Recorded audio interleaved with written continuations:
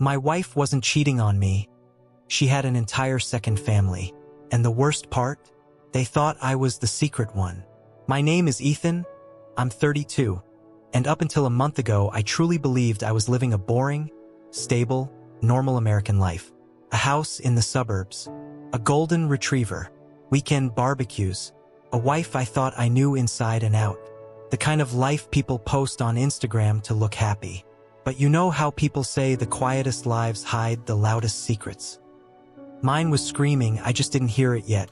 It all started with a phone call. One I wasn't supposed to hear.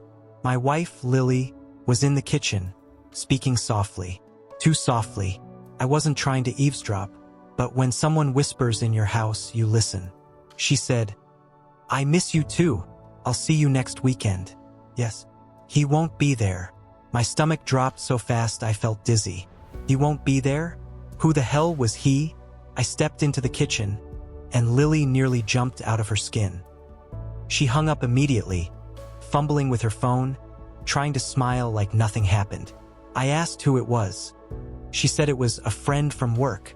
No woman whispers like that to a coworker, and definitely not while glancing over her shoulder like she's hiding a crime. Something in me snapped awake. That night, after she fell asleep, I checked her phone.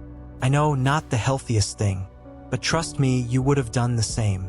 The messages weren't there. No calls, no logs, nothing. She was deleting everything. A normal person would have confronted her right away, but something told me not to. Something told me the truth was bigger than cheating, and I was right. The next weekend, Lily left for a conference. I waited 10 minutes, grabbed my keys, and followed her. Not close, just enough to stay out of sight. She drove for 30 minutes, then turned into a quiet neighborhood I'd never seen before. She parked in front of a small blue house. Then something happened that made my hands start shaking. A little boy ran out of the house screaming, "Mommy!" Lily bent down, hugged him tight, kissed his forehead. My entire world cracked like a plate. Kid. A man walked out, tall, tired-looking, wearing paint-stained jeans. He kissed Lily on the cheek like it was the most normal thing in the world. I couldn't move, couldn't blink, couldn't understand what I was seeing. My wife had a family, another home, another life, a child. I stayed in my car for almost an hour, staring at the house, trying to breathe, trying not to throw up. The longer I watched them, the clearer it became. She wasn't cheating. She had been living two lives so perfectly balanced I never noticed a thing. When she finally left, I followed her home. She walked into our house humming, like she didn't just come from tucking a kid into bed. I didn't sleep that night, but I made a plan. The next morning, I went back to the blue house. I didn't knock, couldn't knock. I just sat in my car and waited. And then the man came outside to walk their dog. I got out and approached him slowly. "Hey," I said, voice barely stable. "Can I talk to you about Lily?" He froze. His expression changed instantly, fear, recognition, then anger. He whispered, "You're him." I blinked. "I'm who?" He swallowed. "Her backup." Backup? What the hell did that mean? He motioned for me to follow him inside. I didn't want to, but I did. The boy wasn't there, probably at school. The man sat down heavily and said, "I knew this would happen one day. She promised she ended things with you." I felt like I'd been punched. "Ended what?" I asked. He looked at me with pity. "Our relationship." I shook my head. No, I'm her husband." The man stared at me for a long time. Then he said quietly, "She told me you were her ex, the one who wouldn't let go." My blood ran cold. "She said you were dangerous," he continued. "That you had anger problems, that she was scared of you.